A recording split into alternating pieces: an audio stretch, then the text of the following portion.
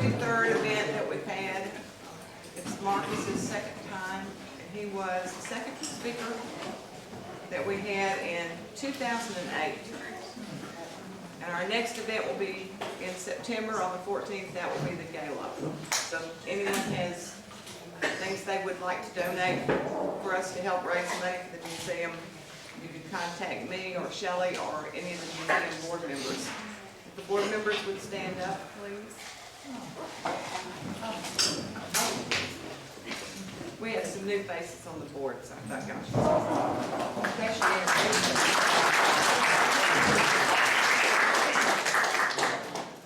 Someone had asked about John Gann's book. We have plenty of those. Shelley had ordered some new books that are also in here if you want to look at those. And the DVD will be out later this week for this program. And let's see. Oh, yeah. She said there's some donation cards on the table as you go out. We had a little problem with the building next door with the back flooded and it came into the building. So we're going to try and see if we can get that fixed before we do anything over there. So we're not sure if it came, we don't think it came in the roof, we think it came underneath because there's a big ditch behind the building. So if somebody knows something about landscaping and let me know, we'll put you out there to see what we need to do, if we need a drain or exactly what. But that last rain hit us pretty hard. Okay, I'm going to ask Thad to introduce our speaker for tonight. Thank you. Well, this is a great privilege to have a chance to introduce Marcus Wren, one of the most enthusiastic persons I've ever known in my life. Well, I like to think that he learned that enthusiasm when we took the Dale Carnegie course together, because I knew it. I think it was, but he was about 35 years old something by the time he got around there, so I know that wasn't the case. But we took that Dale Carnegie course together, and so they were trying to encourage everyone there to really show some life and some enthusiasm there. Well, Marcus got up on the table. This is the old Thad's Cafe downtown, and Marcus got up on the table and cheering like this and knocked a hole in the roof.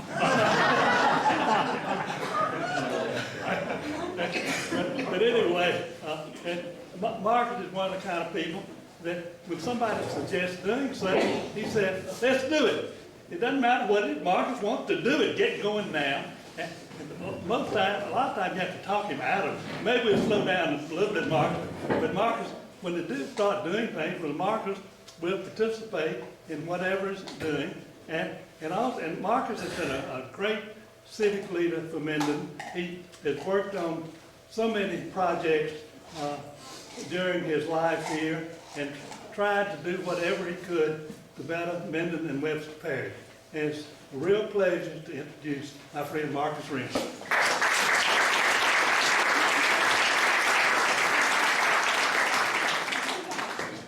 I am really, really, really honored to have you come to listen to me run off the mouth. I think you can hear me because I'm noted for a loud mouth. Always had a loud mouth. But I'd have to say to you that first, I'm 91 years old, and I'm blind, I can't drive, and I live alone. But I got a lot of friends. You know, I've discovered in life, what's important in life? First thing, the most important thing in life is God to me. The next thing is family. The next thing is friends. And I got a lot of friends, and it sure is one of them. Have people pick me up all the time and bring me since I can't drive. But tonight I'm going to talk about the pioneers of Webster Parish. I mean pioneers. I'm not going to talk about me, I'm going to talk about my mother and her family. My grandmother and grandfather, my grandmother was Maggie McIntyre. She was raised in Germantown Museum, Germantown community. And her folks came over here from Germany, although her father was Irish. He was a McIntyre, but her mother was a Bipley, and they came from Germany over here. But one of the things I'm proud about, and I'm proud today of my kids, my grandparents really had work ethics. They really had work ethics. You know, today I'm worried about this country and the work ethics of our young generation not having work ethics. You know, I don't remember, when I came up, we didn't have 40 hours work list. But anyway, my grandparents, I don't know exactly how they met, but my grandmother was born in 1862. My grandpa was born in 1864. That's during the Civil War. Both of them during the Civil War. But my grandpa's daddy, my grandmother, my great-grandmother got pregnant with my grandmother, and her husband, my great-grandfather, went off to the Civil War and never came home. He died in the Civil War. He's buried in Civil War Cemetery in Shreveport. Don't know what happened to him, but anyway, he didn't get killed, but he got wounded. Now when I talked here in 2008, I talked about my other grandparents. I'm unusual to have unusual, outstanding grandparents in my book. And you know, I pray to the good Lord and thank the good Lord for what they left me with work ethics and what they did. And to me, that's kind of what life is about. But anyway, Grandma and Grandpa, they started out, you got to think about it, Grandpa never met his dad in his life. He never went to school a day in his life. When he and Grandmother got married, he could not read nor write. He made an X for his name. Think about that, made an X for his name. Later on, when all the kids went to school, well, Grandmother worked with the kids and she taught him to read and write. Then he could read and write his name. But when they got married, he was 20 years old and she was 22. But I don't know how they came up on a piece of land up on the Dorcheat Road. They first, when they got married, they lived out in Germantown colony out there for 2 years, and they found a piece of land up at Evergreen, above Evergreen up there. And somewhere a fellow named Goodwill told Grandpa if he wanted to buy that piece of land, he'd sell it to him, he would finance it on, or he would, do it on time. He started out as a sharecropper. When he was 13 years old, he was a sharecropper. He followed a mule behind a plow. On his tiptoes, he just couldn't reach the handles of the plow. But anyway, he came along and worked hard, and Grandmother was a hard worker. But anyway, they ended up, got that piece of land, and the first thing they did, they dug a well. Because you got to have water. Can't have nothing if you don't have water. 40 acres. 40 acres of land, yeah, 40 acres of land, and they dug a well. And then they built a log cabin as big as they could build. They got some help to build a log cabin.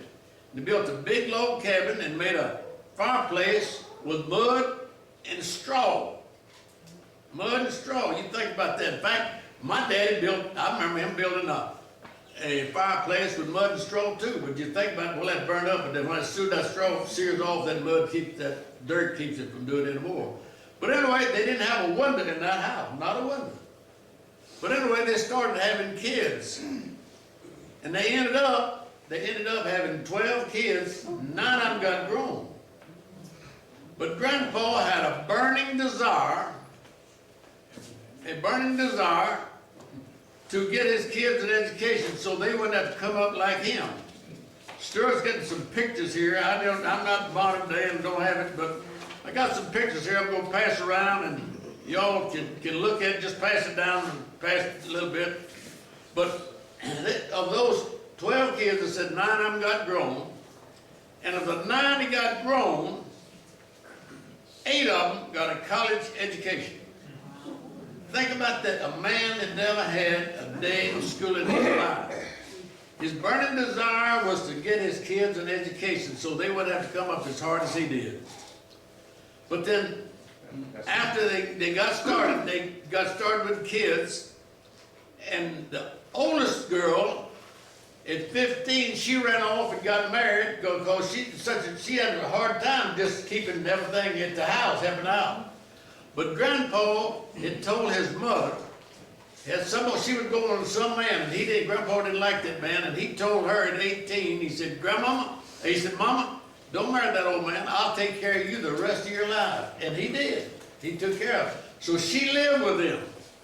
And she lived in the same room with him. And then they stayed in that long cabin for several years. And then after that, they built a board house.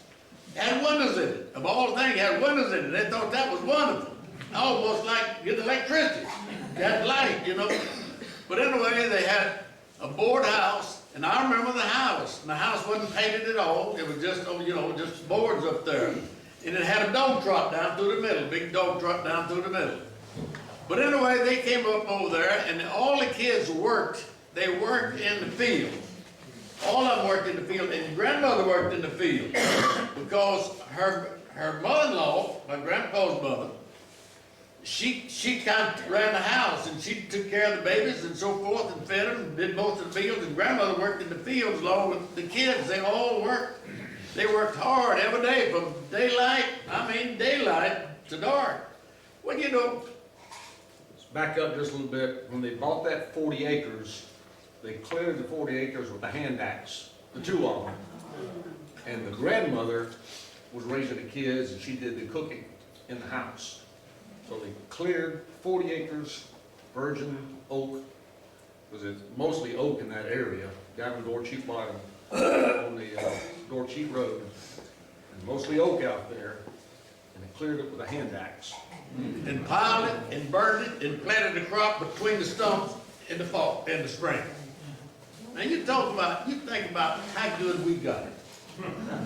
How good we got it. You know, I think we Americans need to stop and think how good we have it. Amen. Everybody in here, in this room, is absolutely rich compared to so many people today. I read something the other day, and I really probably ought not to say this, but I read something that bothered me that said, democracy can't hardly last over 200 to 300 years. So because in a democracy, people will find out the fellow that will offer me the most, give me the most stuff, that's who they vote for. And soon that takes over, so the government takes over everything. Two things I'm worried about in this today. I'm worried about our country, what it's going to. You know, nothing can spend more than it's got coming in and survive long. Nothing. And we're doing that today. The other thing I'm worried about is religion. Because I brought up, my grandparents went to church, my parents went to church, I've always gone to church. But anyway, when we lose religion, we're gonna lose everything. I'm afraid we are. But I hope not. I hope it'll turn around. I hate the fact that, you know, the last presidential election only, I believe, is a fourth of the people voted. A fourth of the people. I served in World War II. Fought the Japanese over the Philippines, and they got scared to death over there. In fact, I'll tell you one quick story about that. There's one night, I nearly got shot that day, nearly got killed, and that night it was raining and so forth up in Baguio, up in the mountains up in there, and I was wet and cold, and the Japanese were out there, they'd yell, "Banzai, banzai!" That was their battle cry. And you hear it, and I was told the very first night I got there, don't dare shoot your rifle because it'll have flash come out the end of it. Those Japs will slip up there and throw a hand grenade on you. But anyway, they were hollering down there, and I got cold, and I got to shaking. Sure, I was sitting on a helmet, had three of them in a hole. One was on guard, another two sleeping. I was sitting on the helmet. The helmet was your latrine if you needed it. Otherwise, you set it, use the helmet for a seat. But I got trembling so hard, and my teeth got, honestly, I couldn't stop it. I held my mouth open to keep the Japs from hearing the chatter, because you know, it's still at night, you can hear that. And I prayed to the Lord, Lord, if you'll get me out of this, I'll be a better Christian the rest of my life. I think you can see why I believe in God, I believe in the church. But You've had enough preaching, that's just we got a lot to do over this country. You told me to stand up here and keep you on track. all right. Well, anyway, get back to the Spencer. I'm sorry I got off. But anyway, the Spencers, they were standing, and all kids. Now, they started out, my mother and all the brothers and sisters went to a one-room schoolhouse. And you know, back then, they didn't have any school board and didn't have anything else, and Grandpa was one of 3 men with trustees of the school. And you know, get a teacher, they would pay the teacher to come teach, to teach school, and they'd like to get a good teacher to do it. But anyway, they'd go through about the 6th grade is all they had it. And then when those kids got to high school, my grandpa sent them to either Minden or sent them to Shongaloo to go to school. And my Uncle Floyd, who is this young man right here, which is a cousin of mine, his great-grandfather, am I right? Great-grandfather? His great-grandfather, he went to school to Miss Q. Sheely. Wow. You all remember her? But went back in, now, see, that was before World War I. And anyway, and Miss Q. Sheely told my mother he was about the smartest people she ever had in her class. But of those Spencer boys, there were 5 boys that got grown, and 4 girls that got grown. Mother was the 5th child. But of the 5 boys, the first one, Floyd, went to LSU. He went to LSU, and he was so good that they got the rest of them going in the history of LSU football. The only 5 brothers had played in lettered football of my mother's 5 brothers, all Spencers. This is a picture of Uncle Floyd in a football uniform at LSU. Yeah, that's a football. And notice in that picture there, if you can see that, notice that the helmet was a leather helmet.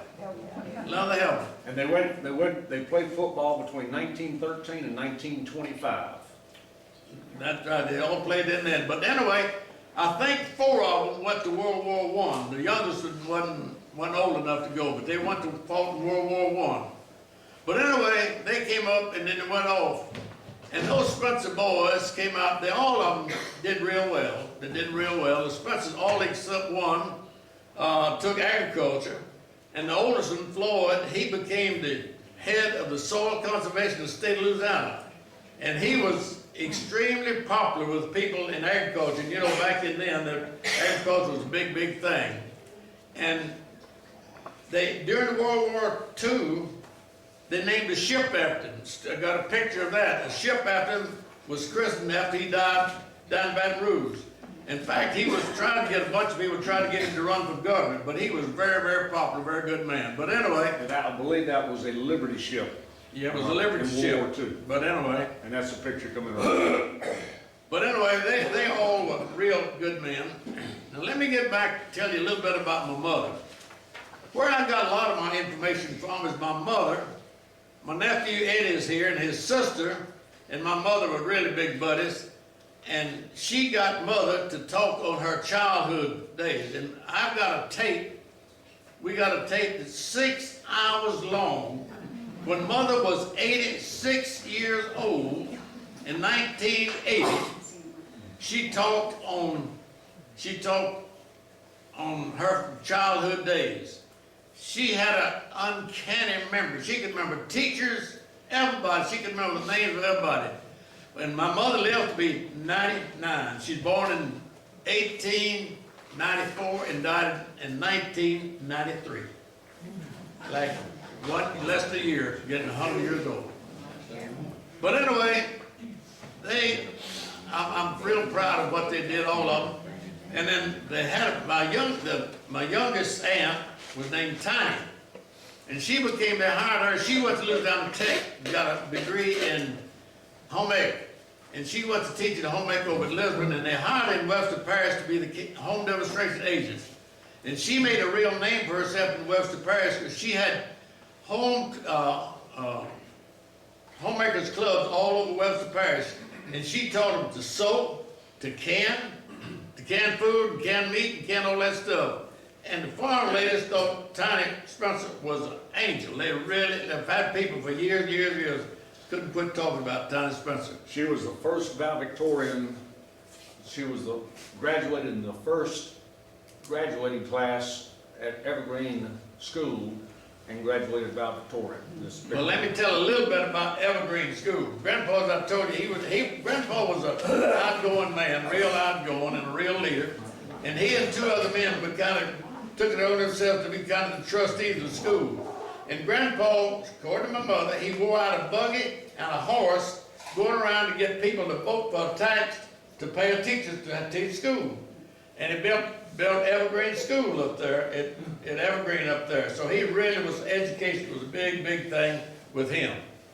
But anyway, coming on down a little bit farther of my family, of my grandparents, the Spencer family, they, well, after the war and all, they went and did different things. Of the 4 boys that finished LSU, 5 boys finished, the 4 of them finished in agriculture, and 1 of them finished, and he was an electrical engineer, and he became worked for Gulf State Utilities for a long time, 40-some years. But anyway, that comes down, and I'll get a little bit farther down the line of more about my family. When they, my mother was an outstanding woman in my book, and she wanted, in fact, let me back up a little bit from that. My mother and daddy got married in 1920, January 1st, 1920. And daddy had $2,000, and he thought he could build a house for him, so he started building a house. She wanted to have a wedding in June, but he said, I can't have a wedding in June. I got to put a crop in June. I'll be so busy. I can't have a wedding. He said, if we gonna get married, we got to get married now. So they got married in January, and he built a house for, had $2,000 is what he had to build a house with. Started in 1919. Well, anyway, he built the house in 1919, and Eddie now lives in that house my mother left that house to my sister Elizabeth, and then Eddie bought the house from her, so he owns the house now, but it's still in the family. I'm trying to keep as much land as I could of my family and Gay's family and so forth and so on, so I like land and so forth and so on. I wish you had a lot more like James Madden over there, but anyway, it's good to have land. That's a good asset. But anyway, they got married, and they had 4 kids. Had Elizabeth, Spencer. Spencer was named after he was named William Spencer. Grandpa was Noah William Spencer. And I didn't tell you, my grandmother's name was Maggie Frederica McIntyre. Thank you, Stuart. Well, anyway, I told you she was part German and part Irish. But anyway, going back up my mother and daddy, and so they got married, and my daddy was farming, driving a school bus, and teaching the 6th grade at Mountain High School right after they got married. And the Depression came in 1929, the Great Depression. And for cash flow, they decided to get into the dairy business. And gosh, I hate they did that, but they did it. But anyway, they got into dairy business in 1931.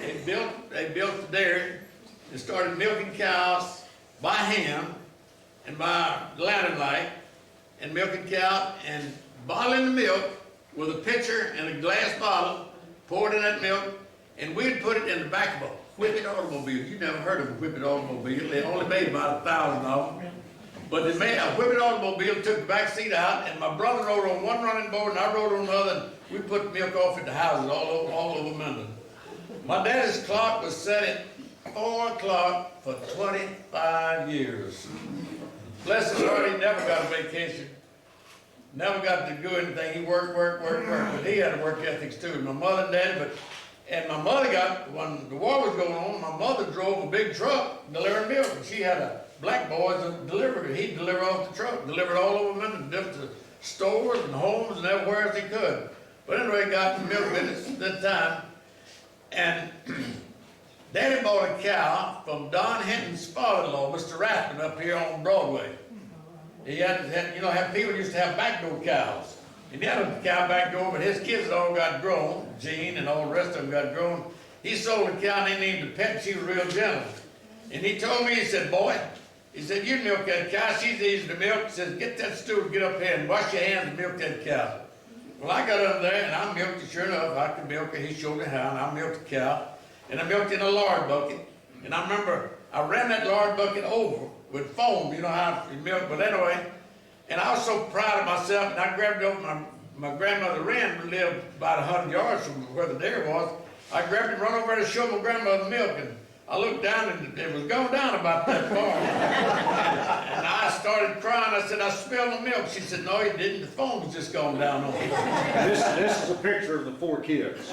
But anyway, my grandmother Wren lived right next to us when we got married. Because Daddy came home before that, but my grandpa Wren died at 65 years of age in 1901, and Daddy came back from teaching school somewhere off, I don't remember where it was, and kind of ran the farm to take care of my grandmother and his youngest sister, and he looked after them back then. But anyway, we got the milk business then, and I stayed in the milk business to count as a kid up till I retired from it 50 years. So I was there for quite a while. But anyway, that's a lot of the story I wanted to give you about my background and my family and so forth. But Mother, one of the things about her, in 1938, Mr. Gladden, the county agent, Mother had talked to him that we sure do need electricity. Boy, we need electricity so bad. And he said, well, if anything happens, I'll let you know. Well, he saw one day and says they're starting a new program. The government it's called REA, Rural Electrification Association. And he said, but we got to get people to sign up for it, to join it and sign up for it. And he said it takes $5 for it, and they got to give a right-of-way across the land. Mother got in her car, it wasn't a whippet, that was before the whippet, I think it was. No, it was after the whippet. Got in the car, and she ran all up the Arkansas line, up and down the Louisville Road, getting every farmer to sign up to give right-of-way and $5 to do it. And I got a witness of somebody, but anyway, they did in 1939, we got electricity. And I can remember when we turned that electricity on, I mean, that was new life. I think the most important invention there's ever been is electricity. We wouldn't have hardly anything without electricity. Now, other things are important, but electricity was a very, very important thing. But when REA started, they had a board of directors. And Mother was elected chairman of the board when it started. The only woman that's ever been on the board of Cleveland Electric. But she was there for 2 years, and she would have probably stayed longer, but the fellow they hired for manager started buying suits for the men on the board. And Mother got on them in the board meeting and said, you can't do that, you're just buying votes. So you buying votes, so don't do that. Well, he politicked and got her off the board the next time. So, but anyway, but she was outspoken, kind of like me. She sold insurance. She taught school. She did a little bit of everything. But anyway, she was quite an outstanding one, and lived a long, long life. But anyway, that's kind of what most of it is down that line. But I'd like to get off of that subject just a little bit and tell you that I just read something that I'm worried about. As I said, I read where that a democracy can only last 200 to 300 years. You went over that. Did I go over that? I didn't talk that. Good for you. Help me out. But anyway, that's the thing about it. 50th wedding anniversary photograph of Noah and Maggie Spencer. Yeah, they live, Aunt Tiny. And that's all there's children there at the tape school. Yeah, That's and their children. Dad, Mom, and all our 6 kids. Aunt Tiny got them, they'd gotten old in the 70s and they got really wore out. And grandmother had arthritis real bad. And she was on crutches as long as I can remember. And Aunt Tiny moved them down here about 1933. Out from the country, moved her down here. First lived over in 4th Street, and then she moved over here to Sullivan Street, right close to that where Close West lived, down over there.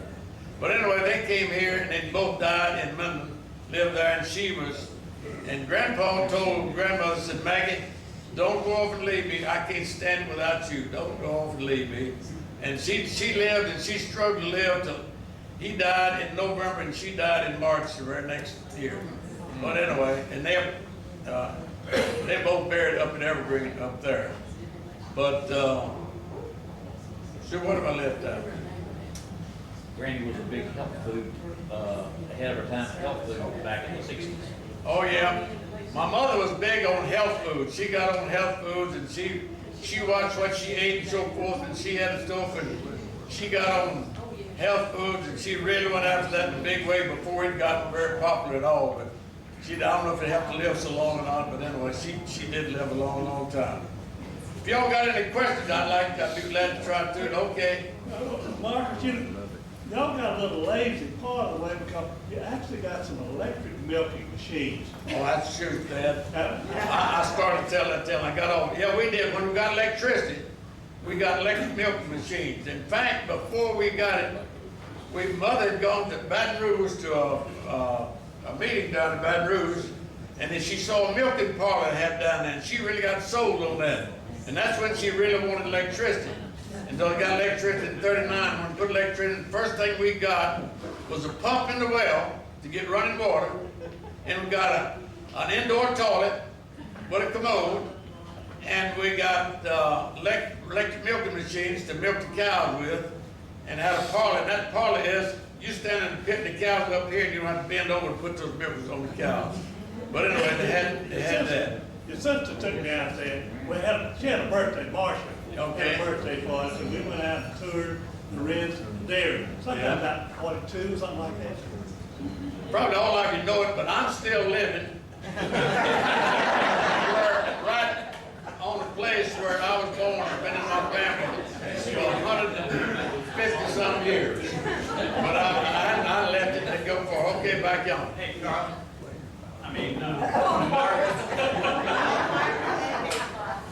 This picture of Evergreen School. Right. Take a look at it, everybody. I thought very interesting. 3 kids on the front row are barefooted. That sort of gives you the time. Oh, tell her about this first time Randy went to town. Oh yeah, I did one thing I left out. I'm sure I couldn't see it from notes. So the first time my mother went to town, her dad had a load of cotton. Had picked a load of cotton and loaded up his wagon for it. And Minden was 18 miles from Homer. Minden was 18 miles from where they lived, and Homer was 18 miles. He took it up to Homer. The first time my mother ever went to any town in her life was at 12 or 13 years old. Her daddy carried it to Homer, had that cotton baled, and bought her a new dress and a pair of shoes. And the first store-bought dress she'd ever had. My mother, Grandpa had got a weaving machine, and she made a thread and made a cloth, and she made all the clothes the kids wore, pants for the boys, and everything they wore. In fact, when Mother she went to Northwestern to get her education, and when she's there, she wrote her mother, she said, "Mother, I'm so embarrassed, I've only got 2 dresses, and I just don't have sufficient clothes. I need a suit so bad, so bad." So Mother struggled and got $14 instead of $14 to buy a dress, and she said, "Mother, I feel like a queen." But anyway, that was the first dress she had. She had 2 dresses and that suit. She got a suit for that. But y'all know, aren't we blessed? How lucky we are to have all what we've got. But anyway, I've got 2 full quilts. Actually, Eddie's sister's got one, and I've got one. And then I've got a cousin up from Colorado that's got a part of one. And one of the quilts, I believe it's the one that Eddie's sister has. They raised the cotton, they wove the material, or spun the thread, wove the material, and made a quilt. Now, that's pretty industrious. Everywhere from a seed to a finished quilt. And I've got a quilt at the house that has the cotton in it. I'm not sure if the surface of one of them that got, but I've got that at the house. And I didn't get to the house this weekend. I was going to bring it up here, but I'll tell Dad about it. But anyway, any other questions anybody got? All right, so Morris, when I was in high school, junior, senior, I guess it was, you allowed us to go out and hunt on your land during Christmas holidays. It was very, very nice to allow us to do that. We killed, I don't know, hundreds of dove at Christmas. I don't know if you remember that or not. Of course, I always had a lot of respect for you, at the sanitary there, because you always did so much for the youth, there in the community, and I just had so much respect for you, thought so much for you. And then, as I grew up, I began to think, well, what in the world is a man lost his mind? Who would put water in a plastic bottle and try to sell it?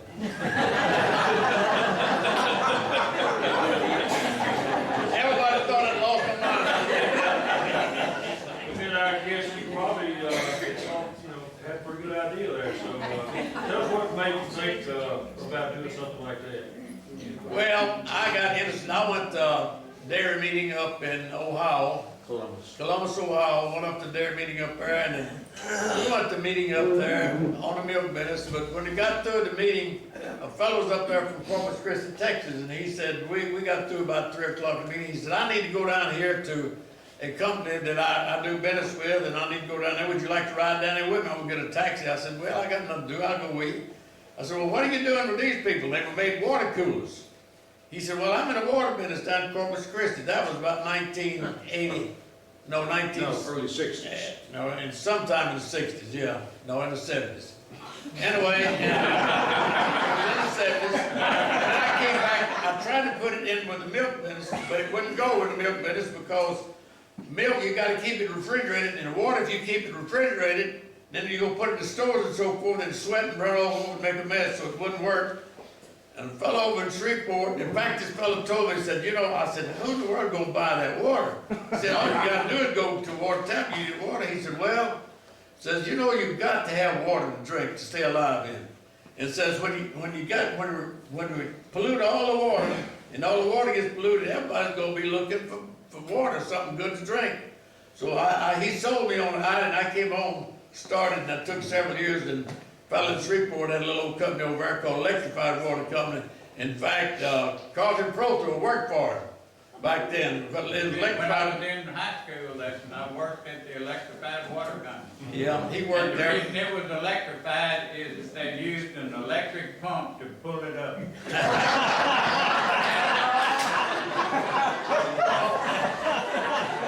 They had a system. They charged the water, electricity, supposed to kill any bacteria and so forth and so on.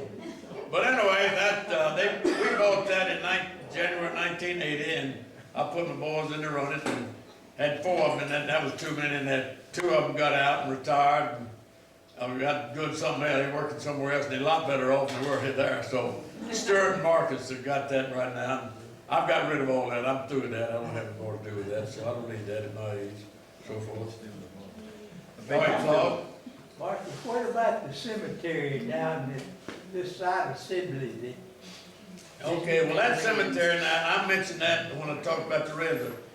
My other grandfather came here, this other grandfather, my grandfather, not great-grandfather, my grandfather was born in 1836. His name was George Lubbock Pierce Wren. No, George Washington. George Lubbock Pierce Wren. Okay. His dad was George Washington. You got off the track. You see what you gotta do if you're blind, that's what happens to you. But anyway, so he came here, he was from Georgia. In fact, when they had the Cherokee lottery in the early 1800s, he got 40 acres of land over where he got his start in Georgia. But anyway, he sold that and he moved west, coming west. And he had a bunch of slaves with it, and they came here in a covered wagon, and he got to Dorcheat. When he got to Dorcheat, on that, he said, I can ship my cotton to New Orleans on Dorcheat the wintertime when it gets up. So he bought 400 acres down there where the industrial park is right now. And in fact, the old home place used to be there a long time ago, and there's a cemetery that my great-grandfather's buried, and 4 of his children and 2 grandchildren are buried down in the cemetery. And Stuart and he died, he was born in 1802, moved here in 1846, and died in 1884, which made him 82 years old. His wife was born in 1812 and died in 1912. How about that? So I got some good genes somewhere down the road. I hope that'll last. But anyway, they bought it, and so, but they bought that land down there, and here a few years ago, 3 or 4 years ago, I had a telephone call from down in Sibley from somebody down there. Says a man here, a black man here, and he's looking for a family that a long time ago during slavery time had slaves down in Sibley. It says his ancestor was one of the slaves of that fella. I said, that's my grandfather. That's my great grandfather. But anyway, and he came to see me, and his name was Alan. Oh, I forget his name. But anyway, he lives in California. Los Angeles, and sure enough, when I think we went to his house, but he and his wife came to my house and visited, and he had ancestry down, but he said it, but so that was my great grandfather's slave ancestors, one of his slaves in Sibley. But One reason that he stopped over here, we don't know if he was going to Texas or a little bit further. Back when he came over here, the Red River was impassable because of the log jam, and all the steamboat traffic came up to Minden or to Overton at the time. That's the reason there was steamboats there, so he stopped and bought that land. It was a narrow sliver of land, 400 acres. yeah, And it went down to Dorchee, and every landowner, you can see the old maps, long slivers of land that they farmed cotton in, and then they had frontage so they could ship it down to New Orleans, ship the cotton. just outside of where James Madden's place is. But you see why I love history. I love history, and I love Western Parish, and it's been good to me. Any other questions we got? I don't think I kept you out long enough. All right? Marcus, you got a picture that's going around here, and it's your family's 50th anniversary. Yeah, And it says 1934 yeah. on Guam. And if you look carefully up, there's a light fixture up here with a light bulb in it. Where was that? You were saying you didn't have any power out at your house. Where was that taken? This was in Minden. This is when I said my aunt brought my grandpa and grandmother to town Okay. because they'd got completely worn out. They couldn't do much more than what I can do today. But that was in the house over on 4th Street, where Rite Aid is over here. Yeah. Right up that street from the top of the hill, right up there. They lived up there for a while, and then they lived there for a pretty good while, and then they moved over here, as I said, on Sullivan Street, close So to. they had power in Minden. Oh, yeah, they had power. You got it out on the They had farm. power in Minden. We didn't have power in the country, no, until '39. That's why I was asking the question. And I was 20 years old. No. I was 15 years old when I got electricity. I was milking cows by hand, right like that. But anyway, we got that. Tell you, when we got electricity, that was the most wonderful thing. We got lights in there, and boy, it looked like daylight in the house. You were pumping water by hand too. Yeah, we pumped water. We had a well on the back porch, around it, and and had a well out there and put a porch around it, and we'd stand on the back porch and draw water out of the well, and we'd always keep a bucket of water there and had a dipper hanging up. When anybody go by, they'd take the dipper and drink out of it. We'd all drink out of the same dipper. And I can remember Daddy would get up in the morning to go milk and get the cows in, get ready for us, and he'd wake Spencer and I up, and we're supposed to be out that time he got the cows in. Once in a while, we'd go back to sleep like teenagers do when at that time of morning, 4 o'clock in the morning. He'd come by and he was quiet, man. I'm like my mother, I'm not like my daddy very much. But he'd come by that well in the cold weather, take a dipper and pick a little bit of bucket, and he'd tiptoe in the room and throw the sheets back and throw that water on. Man, we'd come out there like scared rabbits. We'd almost get ready to be back in there. But he'd laugh, I'd never say a word, just go over there and get out there and get those cows. All right. Okay, you're probably gonna kill me for telling this, but it's something I will never, ever forget.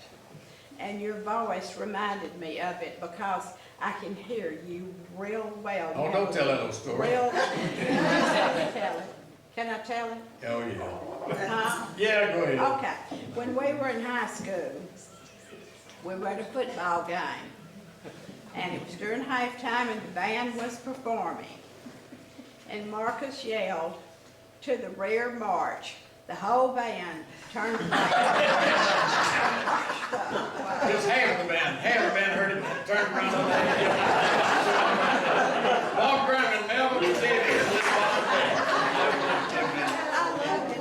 Well, when I was in the Army, I was a staff sergeant, and march troops and so forth, Hump 2, 3, 4, and I was used to that. I don't know, just all of a sudden, I just said to the rear march. Didn't know what I was saying. But anyway, I'll tell you, Minden has been good to me, Webster Parish has been good to me, Louisiana has been good to me, and the United States of America has been good to me. I've been a blessed man and fortunate to have all of you for friends and neighbors and friends and so forth, so I appreciate it very much, and I think I've told you enough and kept you long enough. Carter, you can. Okay.